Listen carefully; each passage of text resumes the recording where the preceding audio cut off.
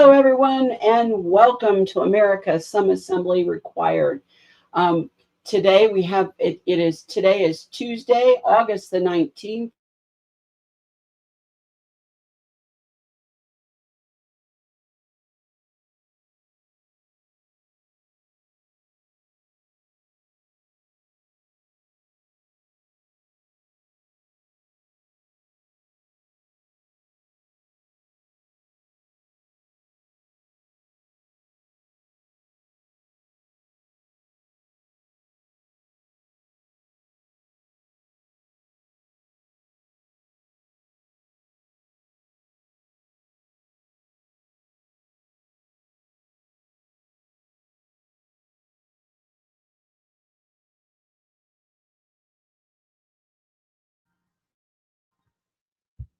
Sorry about that, everyone.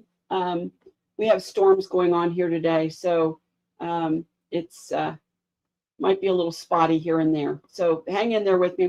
I'll be back if I blink out again. But today is Tuesday, August the 19th, 2025. Today's topic is a very exciting and thrilling topic on the 9th, and hopefully we get to the start of the 10th Amendment. This is going to really set and found your assemblies extremely well, and your standing as well. So this is going to be great to give your assemblies really good knowledge on just exactly why we're here, how we got here in a way, and why we can continue to be who we are. So Anna, I'm going to bring you on stage. Hi, Anna. How are you today? Well, let's see. I've been out in the wind already. Oh boy. All right. I was swimming this morning till it started storming. So. Ooh. Are you still out on the island? Yes. I am. You're gonna be there to early September, I suspect. I'm going to be there through October. October. So, yeah. Oh boy, you're gonna be there for the fall too. Okay. I am, and I love fall on Put-in-Bay. It's so beautiful. So, yeah. Good for you. All right. Well, Anna, today we're going to get into the 9th Amendment, and I'm really excited about this. I texted you last night. You probably giggled when I said that, but a lot of people. I hear a lot of people. One of the questions we get in outreach always is, well, where do you get your authority from? How can you say that you can do these things?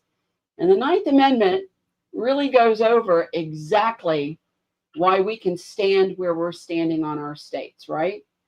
So 9th and 10th. So I'm going to put it up here that yes, the 9th and 10th. So the 9th Amendment says the enumeration in the Constitution of certain rights shall not be construed to deny or disparage others retained by the people. So that's a good word gobbledygook there, but essentially it's basically saying that our rights don't come from some government, right? Right. And the nature of the Constitution is a delimiting contract. It is a contract that very specifically, explicitly, and in detail enumerates exactly what it covers, what services are covered, and what services are not covered. So if a service is not explicitly expressed in the Constitution, it's not something we contracted to receive. Simple as that. And it's important to note that too, because that's what our international business assemblies are really there to do, is to point those things out and to make our wishes known as people and as in control and in the authority of our state assemblies. Our sovereign wishes are supposed to be expressed and accepted by our contracted government. Right. And this was a fight sort of between the Federalists and the anti-federalists in the Bill of Rights. So the Federalists really wanted to centrally control, right, and the anti-federalists saw that there was great danger in that. Right. They were right too, weren't they? And they were right, because look at what has happened in Let, history. let's give a moment to the tin hats, to the people who say no, I wish I had my hat with me. to those who are suspicious and skeptical and who have no idealism when it comes to government. Because they're the ones that saved our bacon. Absolutely. They looked into the future, and I was talking with the assembly this morning, and I said it always washes over me when I read, some of the writings of our founding fathers and their thoughts and philosophies, and the research that they did, and the knowledge that they had of Aristotle and I think it's Sicily and Cicero, and it just amazes me that they could look into the future and see where we are right here today, and have put things in our Bill of Rights and our Constitution that allows us to reclaim our inherited government and rights. Right. And just look at a recent example, the silly pandemic, the horrible pandemic. Where is there a single mention of the word health in any federal constitution? I don't recall us ever asking for them to butt into any issue related to our health. Right.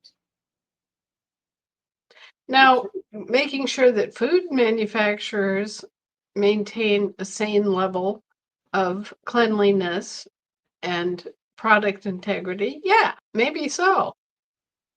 But not our health, not getting into our private lives, monitoring our heartbeats, and poking their noses into our health issues.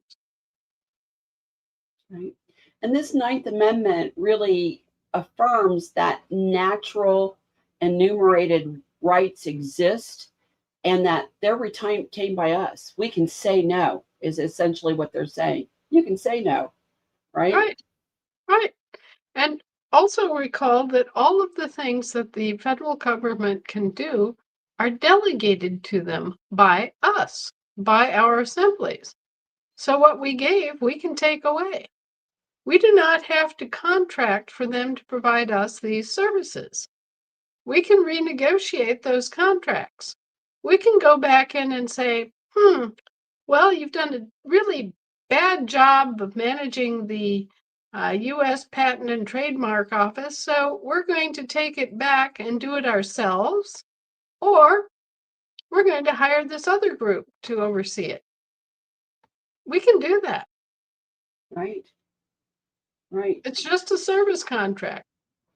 So, in this discussion, as I was kind of reading up a little bit about the Ninth Amendment and sort of the back and forth between the Federalists and the anti-federalists, one of the things that I saw was the kind of the argument, or the position that they had about not naming specifically any rights, because they wanted to make sure that somebody didn't take that list and arbitrarily go, oh, well, that's not listed on this list, so we're going to take, we take that right.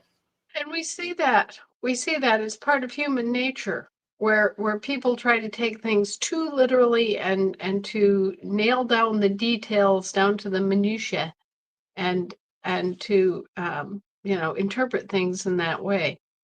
When you come to a topic like rights, the more generalized and more open-ended your claim is, the better, right? Right, exactly. So not to run afoul of our founding fathers, but I did put up kind of a not exhaustive, but a nice list of rights that we have, that kind of lends us a little bit to exactly what they were talking about. The core retained rights, as it was put. So we have a right to life, the inherent right to exist and preserve one another's life without unlawful interference. So, the way I look at that is kind of a segue for our international business assemblies to be able to hold our state of states and our federal government's feet to the fire when it comes to things like chemtrails, chemicals in our environment. We have that right to life, and right on down to vaccine. Pushing those vaccines on us, we have that right to life. We don't have to adhere to that for them, or anything that they have in their jurisdiction that way. Right. That affects our right. And We we have a can right. stand on that. Absolutely. We have a right to liberty, freedom of movement, thought, speech, conscience, and lawful action. Okay. And that's because we are what? We're living people. We're not things. We're not corporations. Right. Dead entities, those corporations. And then we have the right to property. Ownership, control, and use of private property without unlawful seizure. So this is a big one with our state trusts, right? That's essentially Right. what they've done, is they've seized our private property, our cars, Right. our conveyances, our property our homes are on. And so specifically, these are retained rights. Right. Absolutely. And you hit upon an important distinction. Unlawful, the word unlawful seizure, okay? They're not talking about legal proceedings. They have to meet the higher standard of being lawful. So mere legal proceedings do not establish any basis of authority to seize upon your property. Right. And Not in this country. This is what noticing our state trustees and starting to get our state trust back and our property out of state trust is all about, an issue that's important within our international business assemblies. Right. Well, it's important to the General Assembly. For some reason, the last few weeks, I've been seeing more and more of a concentration on the international business assemblies. And I want people to understand that the role of the International Business Assembly is more to consider the details of deals and contracts. Okay. The General Assembly has the absolute right to say yay or nay to a proposal related to contracts, and also the right to freely discuss any issue brought before it. So when we're talking about this, we need to be kind of thinking that it's not the International Business Assembly that has the final say on most of this stuff. They're just getting the details of contracts together and evaluating projects and things of that sort. But at the end of the day, the real powerhouse is the General Assembly that reviews the recommendations of the International Business Assembly and says, yeah, our state's going to do that. And we're going to, back up the International Business Assembly's decision or, recommendation. Right. Then that's one of the things that Ohio is right in the middle of, is getting ready to notice our state trustees and all associated about this right to our property and releasing our properties out of state trust. Right. So that's the International Business Assembly is putting together the notice that'll go to the General Assembly for approval, or has gone to the General Assembly for approval. And by the way, it was unanimously approved. And then, we're getting in the process of getting that notice out to our state of Ohio trustees and state. So right. That's where that is. Okay, right to travel. Freedom to move across the land and sea without license or restriction. Yes. That's it. So, there have been, it's funny. I was reading the other night on the assembly. I was doing a teaching on traveling, and I have a compilation of all of the um,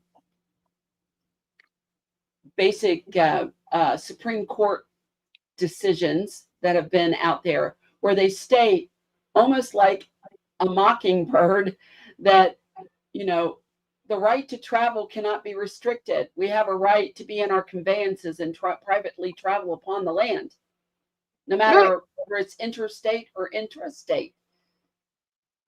And unless we know that, unless we can know where that is and know that it applies to our Ninth Amendment here that holds their feet to that fire, then we have no way to argue that within their court. We have to know it. Right. And I want to get some of the things that our think tank, our legal think tank that is devoted to making the proper responses to their courts, will be taking up that topic. It's one of the most fractious and common ways in which they interfere in an inappropriate way and seek revenue in an inappropriate way. Right. Yes. So I need your list, Lisa. Well, I got it. Oh, I have it. I'll send it to you. Good. So, we'll start with that. Quite a list. So, and then, of course, noticing them, as you stated, of our right to travel and our no consent to contract is important. Well, and to the extent that they harass people that don't have registration and plates and all of that, well, that is improper harassment of an American, and it's contracting under duress, so it has no validity. Right. That's right. You force me to say that I'm involved in commerce and I'm not involved in commerce. So who's the criminal? You are. A contract conceived under duress has no validity. Correct. So that goes with the next right, the right to contract, or as I say, the right to contract or not contract, right? The freedom to enter into private agreements without compelled performance. They can't force us. They can't force you to sign that. And if they do force you to sign it, go ahead. I have to take this. Okay. And if they do force you to sign it, you make sure that you sign it under duress by : and your name with your copyright C, all rights reserved. And even in our right to contract, we have the right of rescission. It doesn't state that here, but the right of rescission gives us 72 business hours, so 3 business days, basically, to cancel any contract. You can change your mind. Sorry, I changed my mind. And there is no penalty to the 3 days of the right of rescission. So you have the right to contract, and you have the right to rescission that contract, meaning cancel that contract. Frequently, when we're traveling and they stop us, we have a road pirate that stops us, issues us an offer to contract with their court. We have a right to write on there and rescission that contract. Thank you, but I do not give consent. I have no contract with you.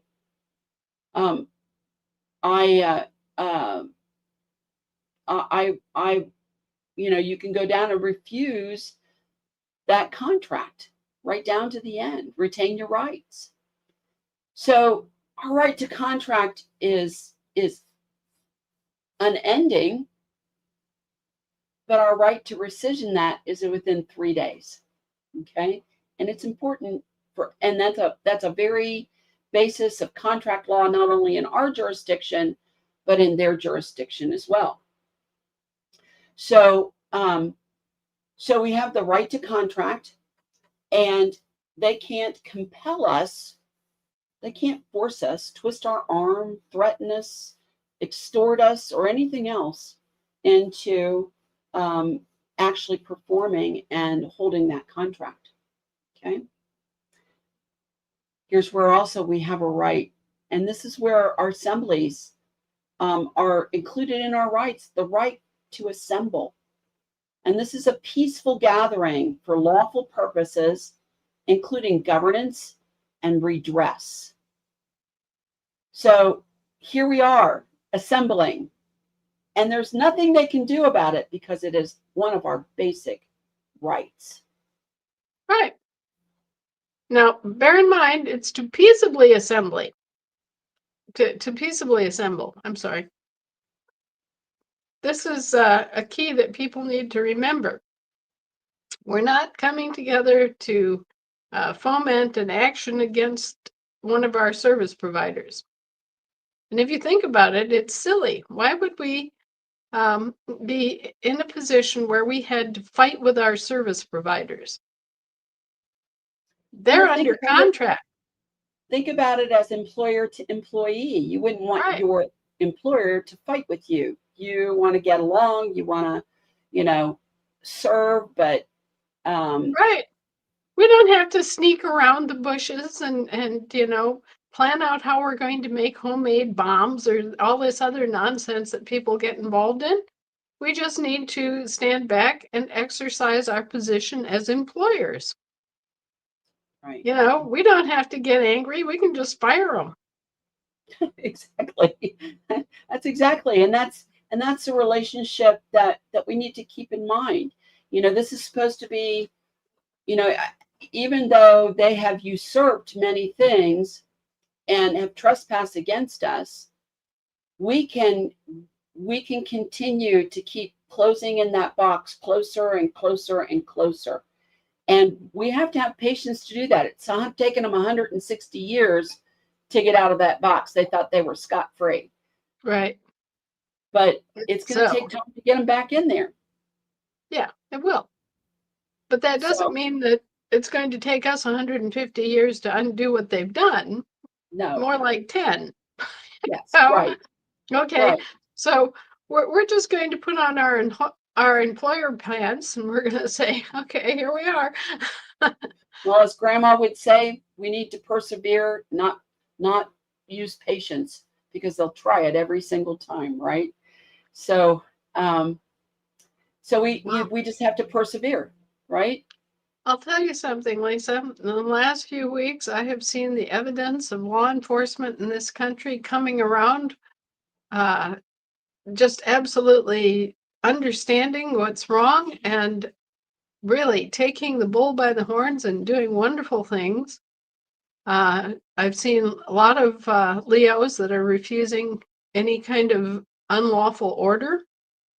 A lot of them that are passing the word to their fellow law enforcement officers. And it's just really rather inspiring because these guys really are, for the most part, dedicated to the idea of, enforcing the law and protecting the public. And when they realize that they're engaged in something that isn't lawful and that they're instead harming their employers, boy, they just absolutely do not like that and they stand up. Right. And so I've been very impressed the last several weeks. We've had some very notable, examples of law enforcement and former law enforcement officers stepping up and telling their brethren, hey, for example, we shouldn't be stopping these people on the highway. If there's something where their safety is, involved, maybe so. But otherwise, we shouldn't be carrying out this ticketing and revenuing on the public roads because they're not involved in commerce. Right. We have reason to know they're not involved in commerce. So, we should be leaving these people alone. Right. I have over the weekend, Saturday morning, we had a meeting of all the property owners who wish to come and meet with our law enforcement on our island. And our island is divided with an incorporated village and an unincorporated township. So the sheriff takes care of the township and the police department takes care of the village, right? And I've spoken to both the police chief. I was at a property owners meeting and made the mistake of wearing my Superwoman T-shirt, of which he nicknamed me Superwoman. So whenever he sees me, he greets me that way. That's been 3 years ago. And the sheriff who is here, who the last time I was in a meeting called me up after I was talking about prima facie laws in the middle of a meeting, and I introduced myself then. But before I was chairman of the Ohio Assembly, and since he's gotten several notices from the Assembly with my name on it, right? And so I walked up this time and I introduced myself again with my name. And he looked at me and he like, that rings a bell. What is it? And I said, I'm the chairman of the Ohio Assembly. He goes, oh, I need a meeting with you. I said, yes, you do. And that's why I'm here. I said, I'd like to get on your calendar. And he flipped his phone and his calendar open, called the lieutenant over in who takes care of the island for the sheriff's department. And they were comparing their and they were Johnny on the spot. I've got a meeting next Friday with them. And we're going to discuss what it is. And I think he wants to do the right thing. Again, yeah, it's everything that he indicated, because we have special circumstances here on the island. It's a party island. Okay. So if they were out writing DUI tickets, they would, they'd make a ton of money in just a Friday and a Saturday. But they recognize the fact that tourism and partying is part of the island. And as long as people are being safe, they might take your golf cart away and make you walk, but they're not going to, they're going to ticket you, and that's basically what they said, so he's starting to embrace, though, that idea of non-revenuing from the people. And I really appreciate that very much. So, yeah, I agree with you. I think the door is starting to swing open in many ways. Now, we have some counties, I will tell you, on Ohio that are centers of evil. The police are evil. They're mercenary. They're all kinds of things. And we're going to have some work to do. So, so I would agree with you that way too, in terms of what's going on. So, well, and as part of our exercise this month, for the rest of the month, to banish evil, so to speak, a lot of these corporations aren't going to have funding. Right. So they're just going to naturally dissolve.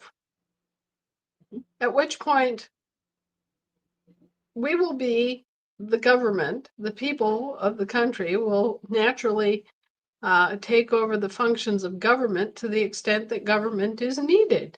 Okay. But what we're also going to find is that we don't need much government. Right.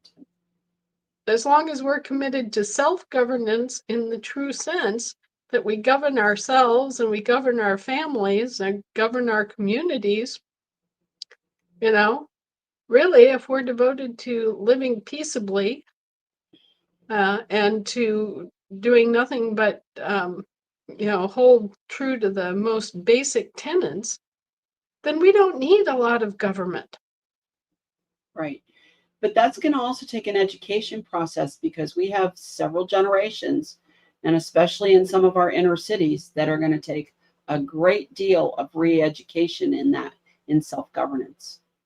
So it's going to be a real challenge in the inner cities, particularly.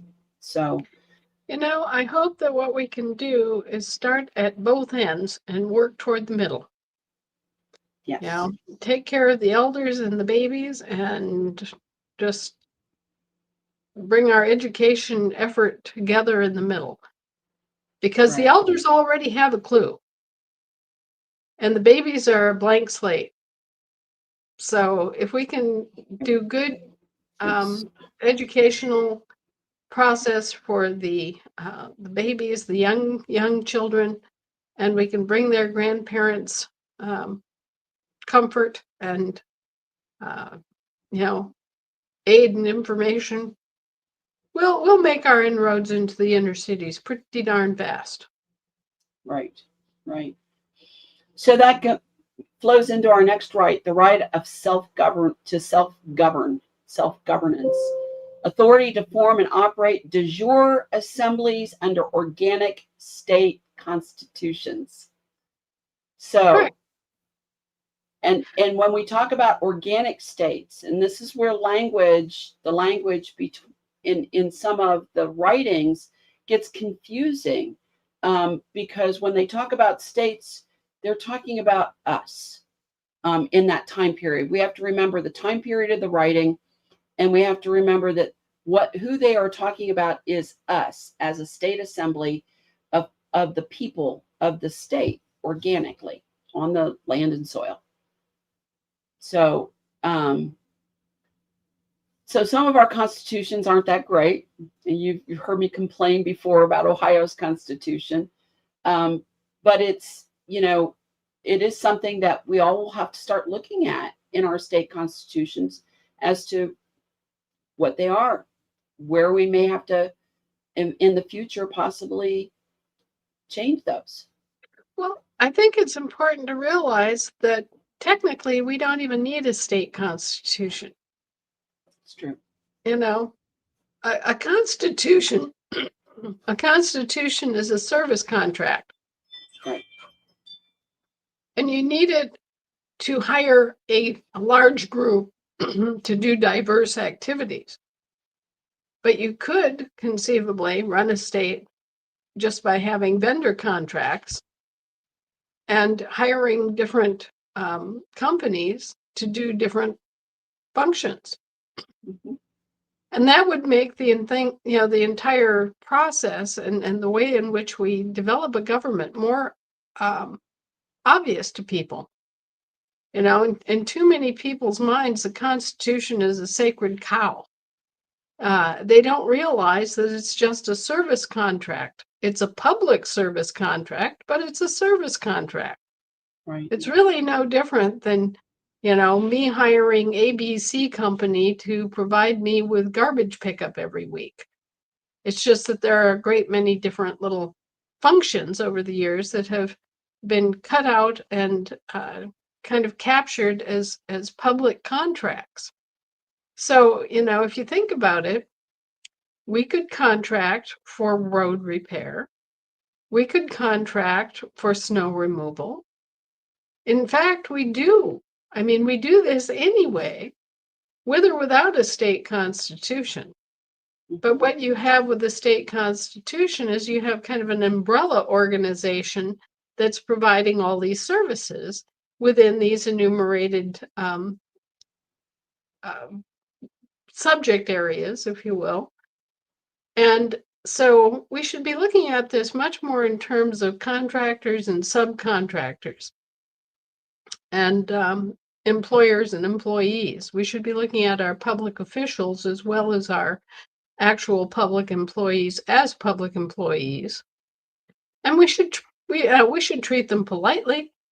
We should be reasonably concerned about their health and welfare, but we should certainly not be taking our orders from them. Right. So in my mind, it's an open question. Is a state constitution really necessary in this day and age? And if so, let's promote a public understanding of what it is and how it functions and why it exists, the benefits of having it in place, and let's really sell it to the people and make it clear, okay, this is a service contract. We're setting up this company to provide routine government services while the assembly isn't in session. Okay? Perfect. Perfect. I mean, it is, and again, you make a great point that the Constitution doesn't really apply to us. It applies to, it's our contract with, it's the contract between the people and our service provider. Right. Right. And that's really all it is. When I was a little girl and I first was introduced to the Constitution, I think I was in 3rd grade. And I looked at that as a child might, and it was kind of simplified. They had made it for children. They'd kind of, given you a Cliff Notes version, okay? But I looked at that and I brought it home and I'm mulling it over, and I basically said, I don't know, they went through all this business of telling us how they organized the Congress and what the office of the president can and cannot do, and all this other stuff about business. What are we doing here? My grandmother said, we're setting up a business for ourselves. Yeah. We're basically dictating how a business is going to be set up and who's going to run it and what the services to be provided are and who's going to provide them and who's going to pay for them. And when you look at the Constitution like that, it's just simple as hell. I mean, there's nothing so mysterious or difficult to grasp. Right.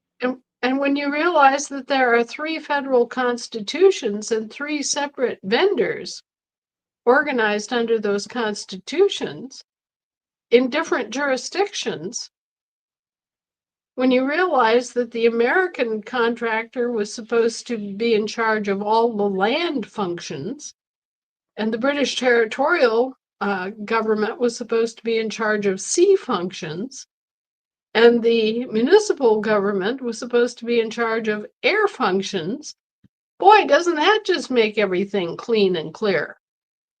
It does. Very much so. Very much so.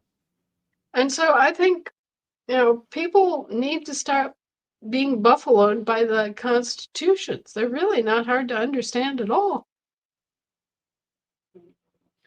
Okay, let's go on. Let's move on to the right to due process, protection against arbitrary deprivation of life, liberty, or property. Right. A lot of people have been attempting to use due process to process petty gripes against other people. And that's not how you handle life. That's not how you self-govern. I think the best example or advice that we get on this is in the New Testament. Go to your brother, talk to them, see if you can make a good faith effort to come to an agreement. Don't try to use due process as a means to substitute for communication skills. Okay? I see this in the assemblies all the time. Yes, unfortunately. People don't communicate. When they don't communicate and actually are, if they're not honest with each other, if they don't communicate fully, then they make assumptions about what the other person is doing or what they're saying, and all this suspicion and gossip and all this other nonsense gets going. And then they turn around, they try to get legalistic. They fall back on the legalistic side of things, and they're going to prosecute them. They're going to take them to court, right? No. Due process is meant when there's an actual deprivation of life, liberty, or property. So if somebody kills somebody, that's a deprivation of life. Okay? But even if you did kill somebody, you're still owed a trial and you're still owed an opportunity to present the circumstance. And maybe it'll be deemed manslaughter because you didn't mean to kill somebody. Okay? You still get a trial. You still get your chance to present your side of the story. Liberty. What if somebody is arrested and accused of a crime and thrown in jail? you have a right to due process. Again, you have a right to bring forward your side of the story, right? Right. And property. If somebody's, if there's a piece of property in contention, two groups of people claim the same property, okay, that's when you bring in due process. Right. And, you look at the facts, who did what, when, where, and why do they think they have a claim to this property, and who has a justifiable claim and who doesn't. All right? Right. That's due process. It's not meant for me to take off after Lisa and say, she slandered me, even though slander is breaking the law. Sure. That's not how we should be handling those sorts of interpersonal dust-ups that happen. We should be first and foremost be attempting to talk to the people involved and to, as a group, enforce some discipline, not going to legalistic processes. When I had to take 2 years of law within my master's degree. And one of the first things I learned in the common law course was how no one wants to hear and no one wants to be basically slapped with arbitrary and capricious. Those two things, when you get down to arbitrary and capricious, are a complete abrogation of due process to someone.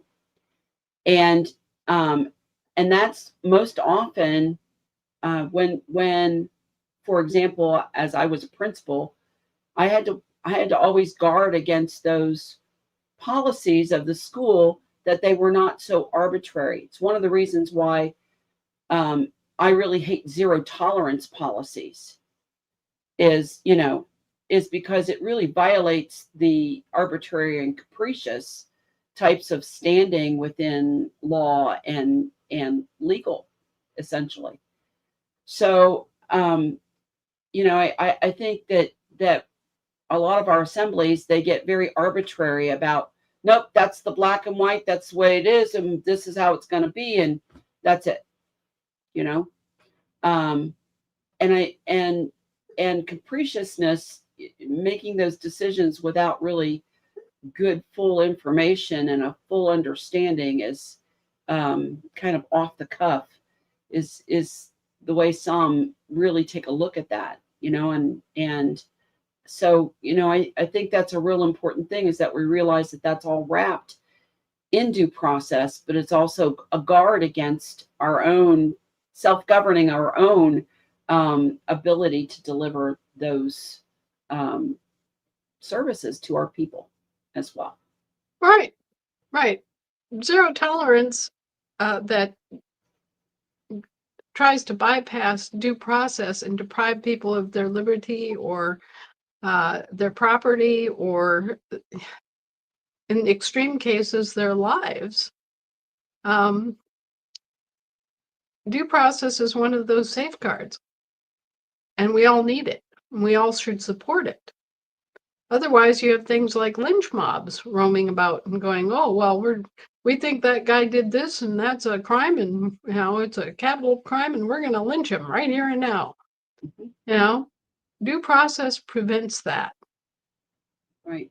And even, I'm going to take this just a little bit on a left turn, that even within our assemblies, identifying processes that help our assemblies in their assembling process, basically in the assembly, that tells us, basically how things are done, are not, it leads to a lot less conflicts when everybody has had a say in it and knows the direction that you're going, right? Right. Well, that's why an agenda is so useful. Everybody knows what you're going to talk about in advance. Everybody's had some forewarning that this is going to be the topic, Mm-hmm. And that's, again, a part of due process. It's something that helps us organize our thinking and our actions. Okay, let's move on to the right to privacy, protection from unwanted surveillance intrusion or data collection. Boy, is that apropos to today, isn't it? This is one of the hottest issues that we have in the world today, are data miners. We have to. The entire world has to put the kibosh on the data miners, because otherwise they're going to be crawling up your butt, literally. They're going to have, monitors, and they're going to be watching your emotions. They're going to be tracking your thoughts. They're going to be, you will have a total invasion of yourself if you don't stand on the right to privacy and force these governments and these corporations, which are supposed to be just vendors of the government, to back off. Goodbye, Palantir. Right. So at our property owners meeting this last week, the village said that they were going to installing cameras at certain points in downtown to just kind of keep track of the behavior of crowds. And my hand went up and I said, I have a question about cameras. I said, I would like to know what data you're collecting and what the purpose of the cameras are, because I said, I really do not want to give up my liberty for security. Right. And the village erupted. It was Right. something everybody was like, yeah. Right. What do you mean? I worked with Native American elders for a number of years. And to this day, they don't trust having somebody just take a picture of them unless they know that person and know the purpose of the photograph. They don't want to be captured on a piece of paper, Right. So this idea that you can just take pictures of everybody and surveil like this needs to be challenged. Sure. I'm aware that okay, so you've got a bank, right? And you want to surveil the area around your doors so that if somebody breaks in, okay, that's a different thing than the police just having these cameras on buildings at all angles and spaces, keeping track of what everybody's doing at all times. That's crazy. Mm-hmm. Yeah, and very interestingly enough, the sheriff popped up with, I'm not sure what system they will be using. He says, now, we do have in Ottawa County, we do have some security cameras that way in trouble areas. He said, however, we have a private company. He goes, that data goes nowhere. He goes, it only goes to us. And he said, we pay for that data. That data stays with our department. And he said, and I'm not sure what the chief is going to do, but I would highly suggest that he keeps his data to himself. Well, yeah. Yeah, that's another side of it. Yeah. Because right now we've got subcontractors of subcontractors of subcontractors making our lives miserable. And at each level, the direction that's been given is increasingly draconian. So by the time a bright-eyed, buck-toothed, bushy-tailed IRS agent shows up on your doorstep, it's already filtered down through 3 layers of bureaucratic nonsense and 3 different contracts. And this guy is actually a private revenuer showing up on your doorstep with his head full of all sorts of presuppositions that don't apply to you. Right. Okay? And the problem is that each level provides an element of deniability. When you take one of these guys by the ear and you say, I don't owe you any money. The government corporation owes me money. They have a real hard time understanding that. They do. Okay. But, if you start tracking back up the food chain, you're eventually going to wind up at the House Oversight Subcommittee. And basically, these guys do not give good instructions to the departments, and the departments don't give good instructions to the agencies. And it's basically a game of avoiding liability. They use this baffle system of multiple tiered organizations as a means to avoid liability for committing crime. You know, the IRS guy says, well, you know, here's what I was told to do. And then his boss says, well, here's what I was told to do, the commissioner, right? And then the department head says, well, here's what I was told to do. And then you go to the House Committee on Oversight, and they say, well, we don't know anything about this. Pass the buck.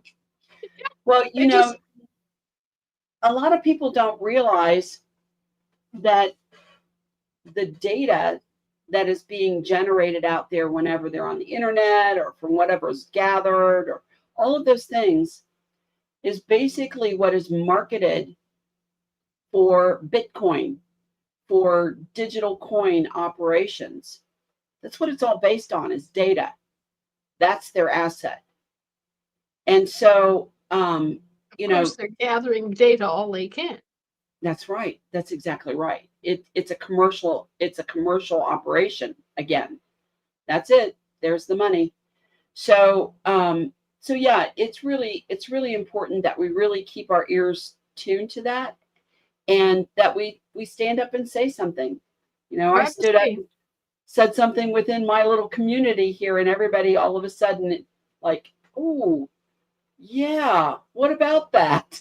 You know, so everybody's going to start paying a little more attention, I think, to that. Oh, they need to. They need Yes. to. Privacy is one of the key battlegrounds that we are now engaged in. Yes. But let's rush on. The right to keep and bear arms. Yes. Let's talk about that one. The natural right to self-defense and to keep and bear arms. Right. Guess what? People think that arms means deer rifles. No, no, no, no, no. Firearms does not mean deer rifles. No, no, no. What we're talking about when it says the right to keep and bear arms is the heavy-duty military stuff. We're talking about howitzers and mortars and cannons and artillery and drones and fighter jets and tanks. You know, that's arms, okay? So our states have the right to have entire arsenals, quite apart from the federal government, that are meant for the defense of the state, okay? So please remember, this is not just about your right to carry a sidearm or to have a deer rifle or a shotgun. This is the right to actually have military equipment and to deploy military equipment within the borders of your state. You have that absolute right, and if it isn't being exercised, well, you need to exercise it. One of the key issues that we have right now is that the federal government has been commandeering what should be the state militia and calling it the National Guard. And the way that they're getting around this is the definition of national. Now, all of you people who have gone through the ANA training course know that you are a national of your state, right? Every state is a nation state, and a nation refers to the people, and the state refers to the physically defined boundaries, land, soil, and everything else within the borders of that state. So when we talk about national, we're talking about being a New Yorker in New York. We're talking about a Virginian in Virginia, okay? We're talking about a Minnesotan in Minnesota. So that's our definition of national. So they call this a National Guard, but what they mean by nation is all of the states taken together as some sort of an amorphous blob that they then can command as a separate army. And that's not proper at all. We could talk about our state militias as a National Guard for our state specifically, but that militia needs to be under the control of the state assembly, not a foreign governor. And most of all, our people, our militias, which could be called National Guards, okay? There's nothing keeping us from calling them National Guards within the borders of our states. They should not be subject to deployment in foreign countries at all. That is totally unbelievably improper. So, the federal corporations have overstepped their bounds by about 100,000 miles, and that is another big issue that we need to address and settle. Yes. Need to bring our National Guard home. Yeah. Well, and they use the National Guard because the National Guard does not have as good a contract as the Army or Navy or the rest of the, department deployments. Those guys, the professional soldiers, cost more money. Mm-hmm. And so they are using the quote unquote National Guards as a replacement for the Army to cut their costs. Mm-hmm. Among the groups that they have to draw upon, National Guards are cheaper to deploy. Right. Okay. And we have the right to worship, freedom of religion and spiritual practice without coercion. Right. So long as it doesn't include a criminal element. Right. We should make it clear to everybody that the right to worship and to hold your own spiritual views, you can believe that peanut butter is sacred, and it's none of our business. Our government does not function as a theocracy at all. You can believe what you want to believe.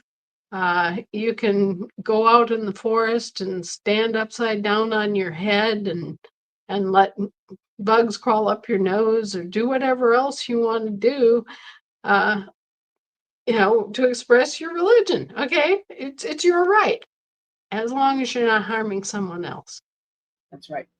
When you cross that line and you start harming somebody else, then it becomes our business. Okay, so for example, we've had a lot of examples of reported satanic worship rituals and things where they're, killing children and raping young girls and doing other heinous crimes and calling it worship. We don't buy that. We call that crime. And we will come and we will arrest you and we will throw you in prison and we will prosecute you for murder and for rape and all sorts of other things. We will not put up with using religion as an excuse for crime. And so as long as you're not bothering anybody else, you're free to worship however you like. We don't care. Well, I'm going to take that down just one step. There's a lot of people who practice Wiccan, the religion of witches. And again, they're free to practice whatever they want. But when it starts, their rights end where mine start. Exactly. And when it starts to harm someone or some things out, beyond themselves, then that's where it needs to stop. So, that's one of the reasons why, some of our assemblies struggle with those who practice the Wiccan religion. Is we don't need talisman, we don't need spells, we don't need any of that. We got enough of that with the federal government and the judiciary.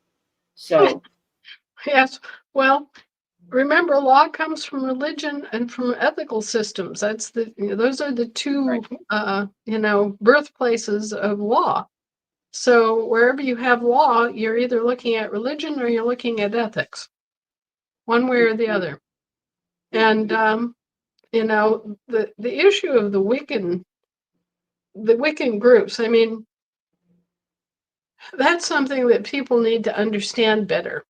Some Wiccan groups practice black magic, some practice green magic, and some practice white magic. And really what we're finding is that this is just an application of energy. Now, we're learning more as our grasp of quantum physics expands. We are learning very definitely that black magic can have an ill effect. And it's not so much that the specific rituals involved, hanging 3 hairs of a black cat's tail on a spruce bough and charging it with evil energy, all that kind of stuff. That's not what's really involved. What's really involved is the ill intent and the energetic displacement that's caused when people focus that kind of harmful energy on something or someone. So it could theoretically, it's not in black letter law at all, by the way, but it could theoretically harm someone. Just as my mother used to say, there's more than one way to murder someone. You don't have to kill the body if you kill the spirit or the mind. Right. Okay, so we need to be more sensitive to how our actions are affecting our world and the harm that we may be doing to other people. Now, the green magic part of Wiccan is basically the pharmacognosy and drug use, both medicinal drug use and what we would call recreational drug use. But anyway, that's another whole bailiwick. And then you have the practitioners of white magic who believe that by joining together, they can affect good in the world. And they do that by various means. From that perspective, you might consider a loaf of bread an act of white magic. Okay? So, and it's peculiarly a woman's thing. While the black magic Wiccan is figuring out how to make poison, the green magic Wiccan is trying to figure out how a medicine works. And a white magic Wiccan is trying to bring forward something good out of all that knowledge. So it's not like we can wholesale, as long the controlling factor always is, does it harm somebody? Harm or no harm. That's right. And they have to remember where their rights stop. Right. Right. Well, and one of those and this ties back into privacy. Does someone have the right to pray for me and impact me energetically without my permission? It's really kind of an invasive act. And you can mean well, but you should really stop a moment and consider, do you have permission to pray for this person? Mm-hmm. Because that's very close to what goes on with black magic, white magic. Not so much green magic, but, right. On one side, you've got somebody who's throwing hexes at you, and then you've got somebody throwing blessings at you. How far should we go in invading somebody's energetic space? Sure. These are kinds of moral issues that have arguments that have yet to be explored, because we're just now, in this day and age, beginning to grapple with energy and how we can make use of mental, emotional, and physical energy and our interactions with each other. We haven't been aware to the extent that we are now of the quantum physics behind those interactions. Okay. All right. So the right to redress, an ability to petition for remedy when rights are violated. I believe that's what many of us are engaging in at this point, is our right to redress. I think the word petition gets misunderstood or misused in a lot of different contexts. You have a right to seek remedy for any injustice or harm. And this is what we are indeed engaged in. We are exercising a right to redress. But the right to redress means something different in each jurisdiction of the law. Because you're dealing with different subject matter, you're dealing with different circumstances and topics and relationships. My right to redress, okay, say somebody slaps me in the face and drags a ring across my cheek and leaves a big scar, a big cut, big scar on my face. I have a right to redress. I have a right to take that person to court and to charge them for my medical care and to charge them for my disfigurement. And if I decide to get cosmetic surgery, I have a right to charge them for my cosmetic surgery too, because they caused the injury, right? Mm-hmm. Yes. Okay, and they also assaulted me in the process. They had no right to come inside my space and hit me. Right? Okay. So that's a right to redress for one of the people, for a living being, right? But what happens when it's a corporation? Well, then it's a completely different kind of crime and redress. But if I'm a corporation, then I'm conducting my business lawfully and I'm doing everything that I can to be responsible and help my customers and produce good products, and I'm attacked by some vicious corporate competitor that wants to steal my proprietary blend of, cosmetics or something like that, I have a right to redress. But as you can see, it's in a totally different venue. Sure. In this case, the right to redress that's constitutionally guaranteed stretches across all those jurisdictions, all those possible contingencies. You have a universal right to redress. Isn't that nice to know? Yes, absolutely. So the right to reject contracts, as I kind of explained while you were on the phone with our right to contract, we have the right to reject those contracts too. We don't have to accept. For example, whenever we're stopped on the road by a road pirate and we're handed a little piece of paper, that's a contract. We have a right to decline the contract. So, we have to do that within a rescission period, because taking it is an act of acceptance. It's acceptance. And so rescissioning that immediately within 72 hours means that we are exercising our right to reject that contract and send it back to them. Right. So yes, that's covered under our Ninth Amendment rights, or under the Ninth Amendment for our side of the contract that we have with them. Right. We can accept, we can reject, we can counteroffer. Now, if we're actually in commerce, if we're engaging in a commercial contracting process, the right to offer and counteroffer is guaranteed under the general right to contract. And what we're supposed to be, ideally, if we know that we're functioning in the realm of commerce, is that when we're given an offer, we should counteroffer as a matter of politeness and in a form due process. Mm-hmm.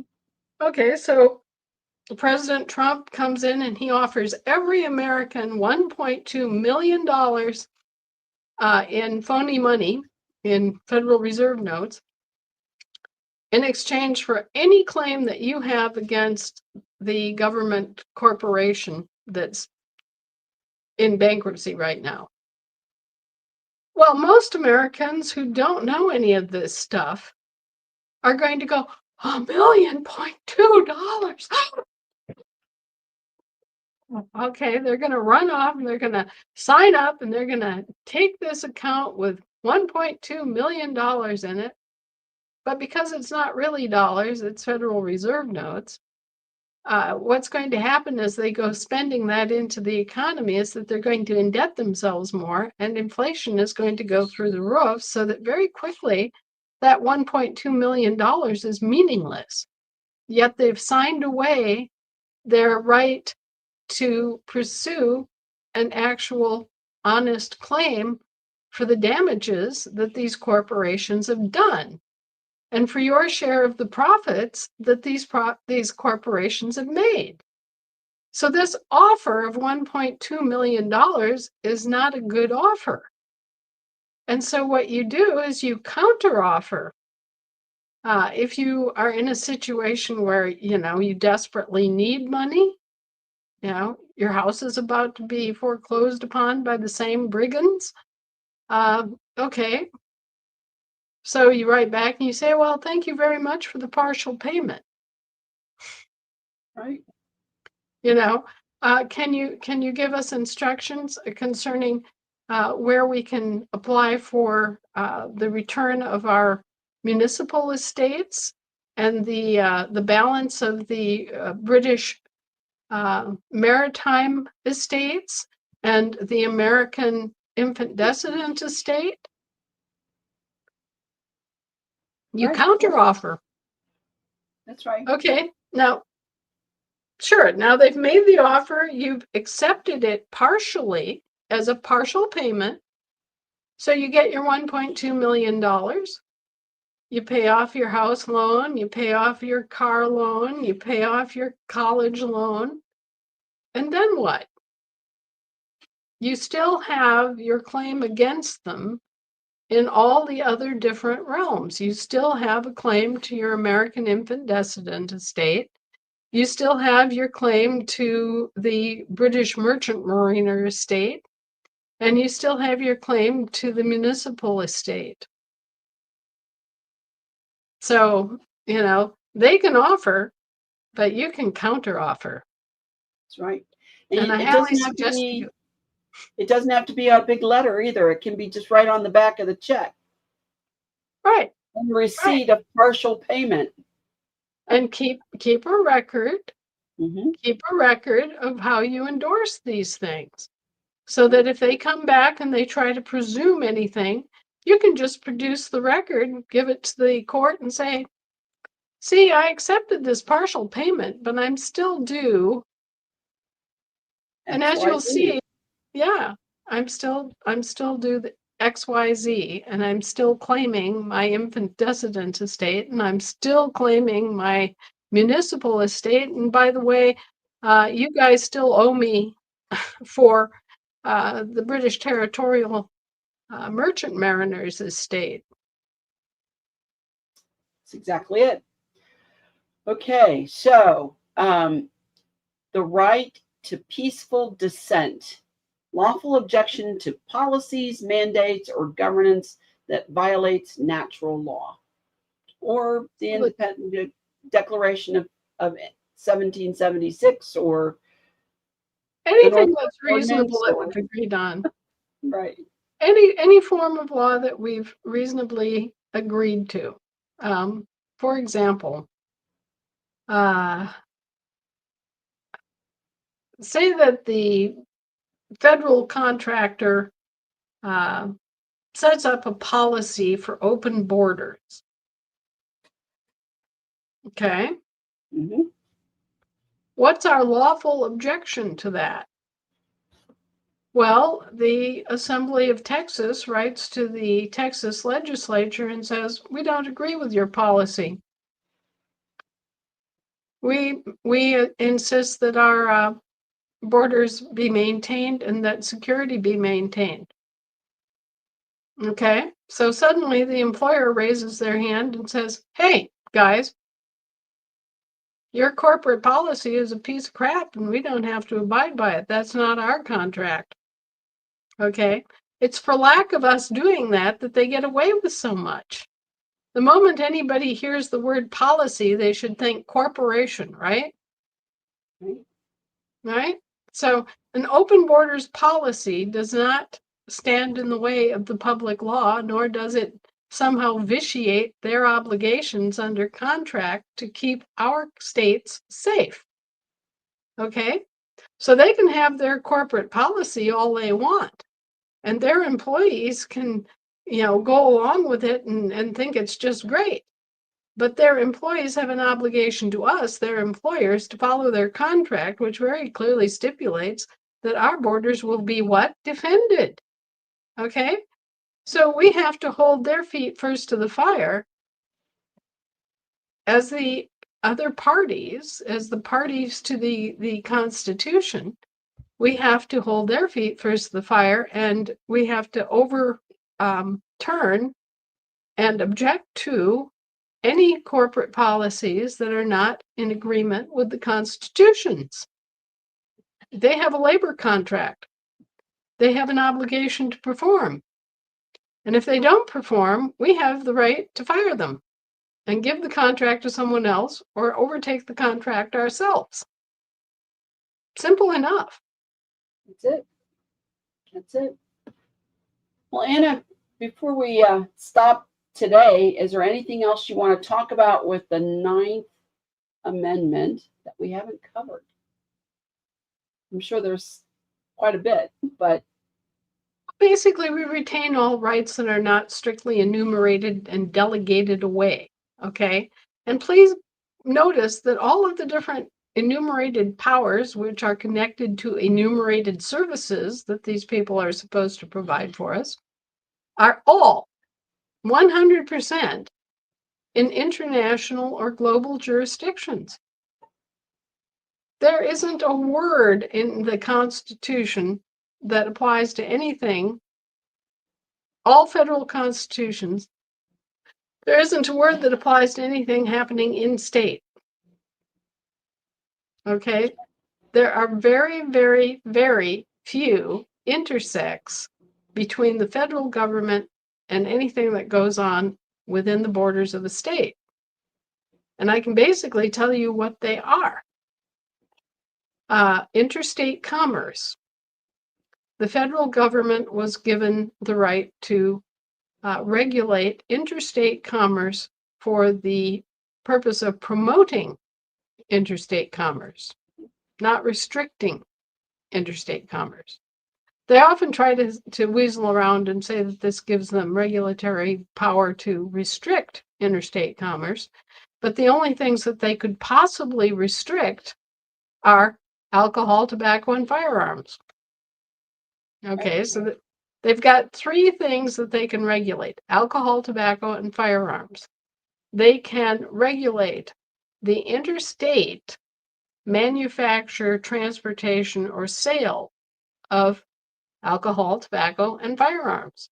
Otherwise, they have no regulatory authority with respect to us. The only other place where they have a leg to stand on for regulatory authority within the states is if you, for example, willfully, voluntarily enter a Air Force base or a naval dockyard or a Space Force arsenal, okay? If you knowingly enter a military compound or facility, then you are under their law. It's a federal zone.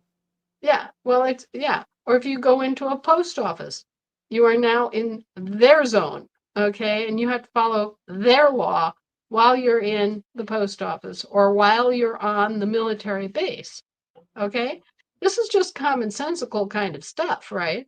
Right. But it's very, very limited.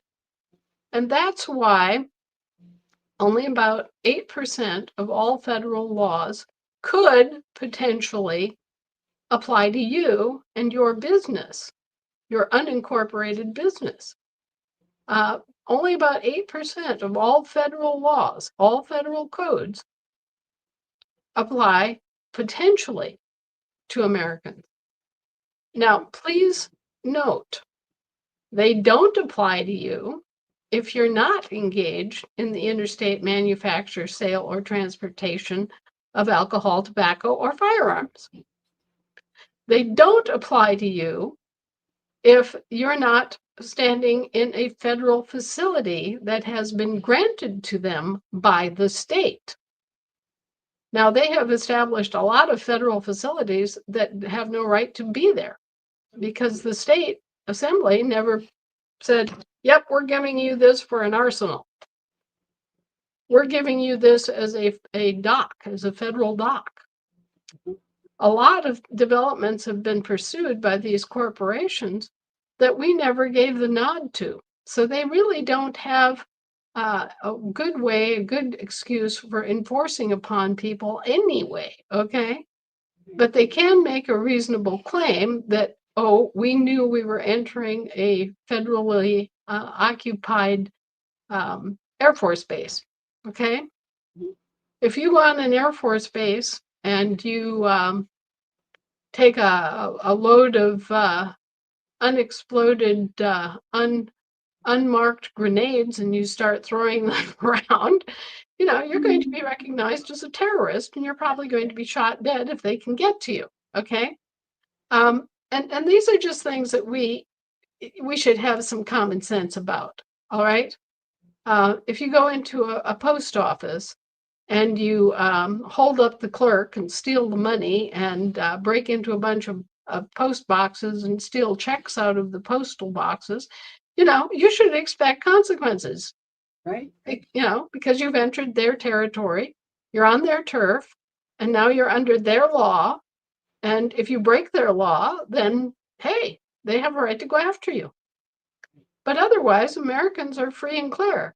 As long as you're peaceable and you go about your business and you're responsible for yourself, then you shouldn't have to have any worry or concern about federal or state-of-state franchise operations at all. Okay? And it's always your choice. You have a free choice whether you're going to engage in the interstate sale, manufacture, or transportation of alcohol, tobacco, or firearms. You have a choice whether you're going to go into the post office or not. You can buy stamps at the grocery store and, you know, tuck them into a mailbox. Okay, you have lots of options. You don't have to go into federal facilities. Well, you know, I think also that brings up a real important point. And one of the reasons I was smiling was, you know, a lot of people mistake their authority for intrastate commerce for intrastate commerce. And, you know, I often tell people that if an arm is manufactured on your state, you have every right to buy that arm without a federal anything. Permit of any kind. Any kind, whatever Right. it is. As long So as yeah, if you're in Illinois and you're living in Illinois and you want a gun that's manufactured by the Springfield Armory that is located in manufacturing guns in Illinois, you have every right to buy it and you don't have to sign any kind of federal permit or registration or nothing at all. right. That's exactly right. And it's the same with if I decided I wanted to open a brewery, you know, as long as I don't transport that over a state line, you know, Right. Exactly. they have nothing to say about it. And a lot of people are really confused about that and why that can be. And it's simply in the Constitution where the fence is drawn. It's about interstate commerce. Right. Versus inside the state borders. That's how you have gun shows. You know, you have gun shows, and all the hunters and all the marksmen and you know, all the gun buffs and all the archery buffs, and everybody comes to these gun shows, and they buy all sorts of stuff. They buy ammunition, they buy guns, they buy knives, they buy you know, all sorts of things. They buy scopes and you know, It's why private infrared dealers gear. are allowed to be in those shows. Yeah, and that's You can why go and trade, sell. right, Art, because it's whatever. all taking place right there. Correct. And the only ones who have to get you to sign up all the permits and run you through the databases and all that kind of stuff are the guys that have federal gun licenses that run actual shops where they have a license to be able to send arms through the mail. Okay. However, if you're going to transport a gun across state borders, any kind of gun, you have to do it via federally licensed gun shops. And so you take your you take your pistol down to Joe's Smoke and Blow gun shop, and he takes this and he boxes it up and he puts the appropriate labels and he puts the security tape on it, and it's going under his license to another gun shop in a different state where, say, your son has to go pick it up. Now, we have had that same exact thing happen where, you know, Jim is getting rid of a bunch of his guns by giving them away to his sons. Perfectly legitimate, perfectly normal. Guy gets up in his 80s. He doesn't want to go hunting anymore, right? He's sitting there going, bring me my share. Right. I'm not going to go traipse out there and dragging that through the woods. Yeah. No, I'm not going to go out there and quarter a moose and hang it and drag it back in a bag. And no. Okay, so that's now your job.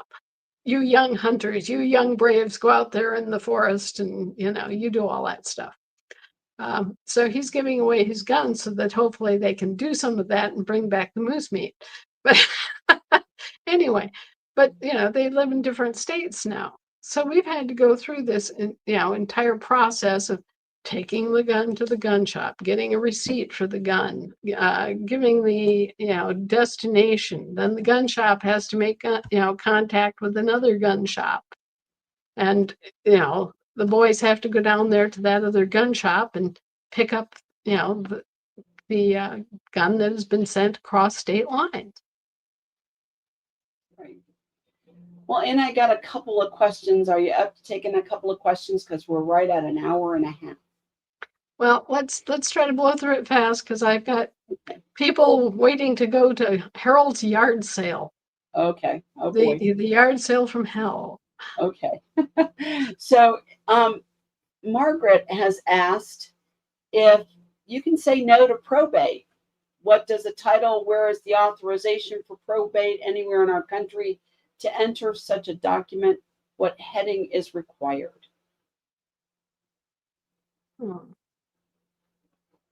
Well, what they're going to say is that it may not apply to you, but if it applied to the person whose estate it was, that they're still going to claim that there's a municipal person involved, and they're still going to want to probate it, because under Roman civil law, everybody who is a citizen gets their probate estate. Okay, so if it's one of our people, somebody who's declared on the state of the union, they have no right to probate anything. They have no right to say boo about a living man's estate. Even if it's intestate, and it's a person who's claimed back their status as a firmly declared American state national, they don't have any right to snoop around his estate whatsoever, even if he didn't declare it, because then it follows strict rules of inheritance. And the estate would go first to his wife, and from his wife it would go to his sons, and daughters. And from there, it would go to his siblings, his brothers and sisters, or it would go to his nephews and nieces. And at an ultimate reach, it would go to his cousins. Okay, so there's a pecking order established, even in the case of an intestate estate. If he has a will, then the probate court is completely held accountable and can't probate his estate. Even if it's just a will that's been written on a plain sheet of paper and witnessed by two people, they have nothing to say, okay? However, if a person has lived their life as a U.S. citizen of some stripe, whether a territorial or a municipal citizen, then they have accepted the status of a corporation. And they can probate an estate left by a corporation. You know, think of it in terms of corporations. XYZ Corporation manufactures widgets and has a house and a garage and, you know, all this stuff. And suddenly the owner dies. Well, then there's a public interest in it, number one.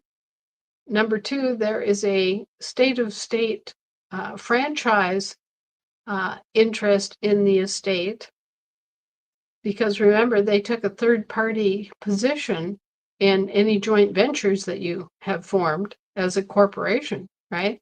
As a business. And so that's how they get you into probate court.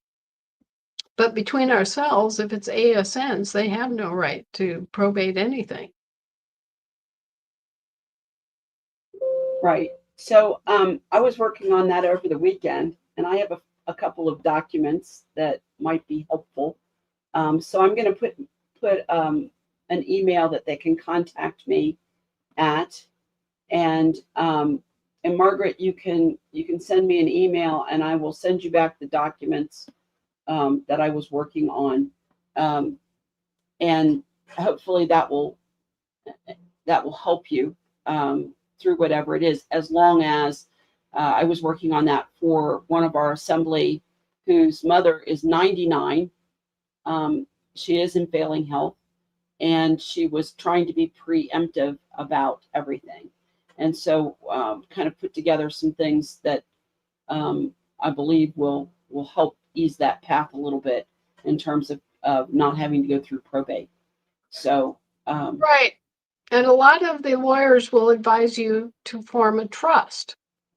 Well, a trust is one way that you can get around a lot of different things at the end of life.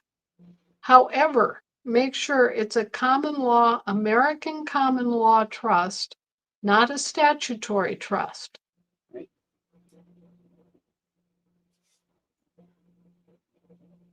Okay.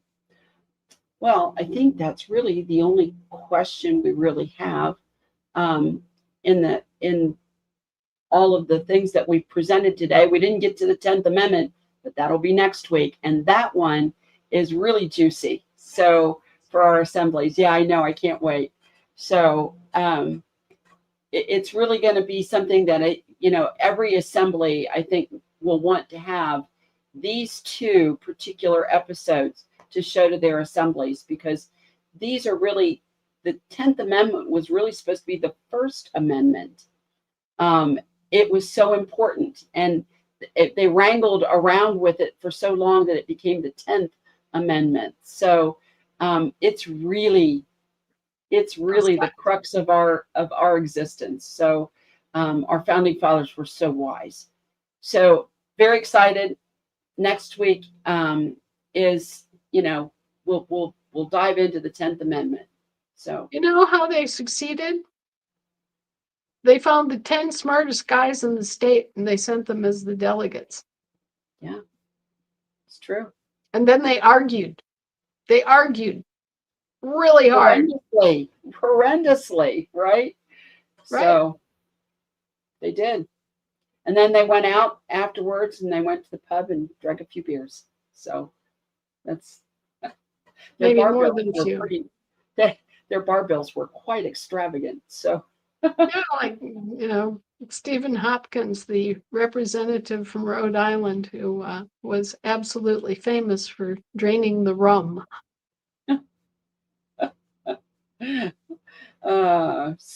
Okay. All right, everyone. Well, thank you so much, Anna, for joining us and spending this time with us. We will see you next week when we do the 10th Amendment. All right. Thanks, everybody. Take care, guys. Have a great week. Hugs and kisses.